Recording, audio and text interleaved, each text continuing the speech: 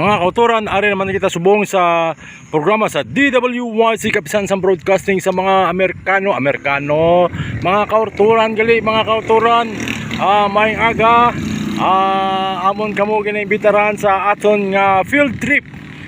So bali halin kami sa Himam Island, kag ari kami subong sa lugar sang kabukiran. Way ko kabalo kung sa diin subong ang lugar ngayon pero ipakita ko sa inyo kung ano katugnaw sang lugar diri kag bungyod ang kabukiran subong nagafagi-fagi perti katugnaw. Hindi mo na kailangan magkadto pa sa Amerika kay perti katugnaw diri. Kulang na lang diri pamayong ka kag magulan sang snow. Tanawan ninyo perti kaladlukan sa dalom. Ara matikita ninyo mga kauturan. Kung ara may mga salakyan kamo, di kamo di kalagaw. Ambot ano nga lugar ini, no? Tanawa. Na makato naman kita sa piyak. Hari. So abi mo daw kuan daw bagyo nga lugar sa Luzon. Oh, perti ka nami. Kailangan i-explore naton ang aton nga kaugalingon sa mga butang nga gintugas ang Dios, labi na gid sa mga kabukiran. Makita naton ang mga kakahuyan kag ang mga kaprutasan dire. Bago lang gani ko kabakal sang prutas, pero ging bakal ko mga 300 avocado, watigo 100, isa ka putos nga saging, isa ka putos adwa ka putos nga sa mga saging kag kuan avocado. So patako kita mga kauturan ano mo lang yang makakita kita kwarta ko tikaw sa mga kuan sa mga masustansya nga mga pagkaon na tanawa malakata to sa dalom kag magtanaw kita sang lugar na tanawan nyo bala mga kauturan no nan adto na sa dito. So inang bukid dito sa dito na ako na nga mga kadutaan na dira. Kita nyo ako na nga nakita. Actually iyan sa Ginoo mga kauturan. Tanawon tao na lungib mga kauturan no, kaladukan no.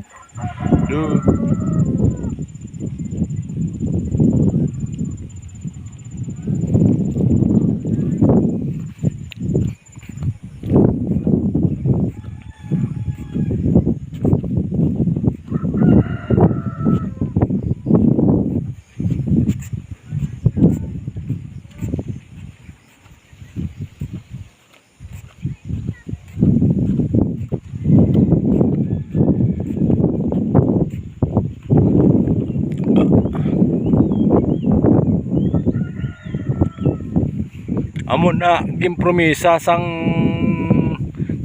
Ginoo halin sa Biblia siling niya nagkadto sila sa bukid, nagkadto si Ginoong Hesus sa bukid kag nagpamalandong siya kag siling niya may nakita siya nga isa ka yawa o panulay kag nagutik siya siling niya kung matudtod ka nga Dios lumpat ka da. Pag lumpat mo tanong ta kung may masalo sa imo, kung may maluwas sa imo, kung ikaw anak ka sa Diyos. Kag may siling ya may bato pag hindi kung ang batoy mo nga tinapay no. So madamo nga mga pagtilaw kay Ginoong Hesus. So kailangan magbasa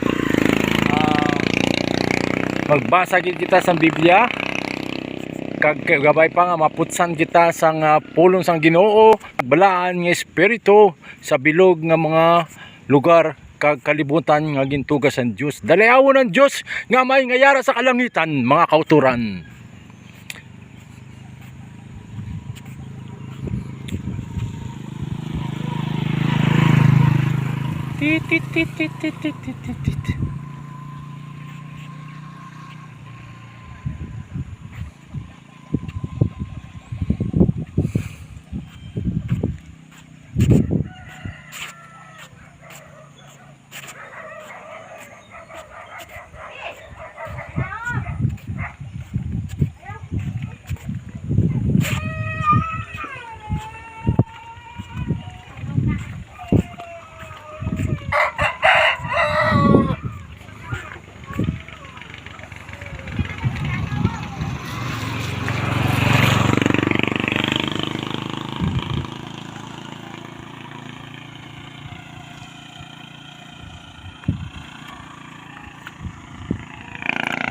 So, hasta na lang din mga kauturan. I'll see you on the next vlog. Don't forget to subscribe, share, comment, kag magtanaw kita. Kay hindi lang dire ang aton nga palagwaon, kundi magalagaw pa kita sa Amerika, sa bisan din nga lugar sang states.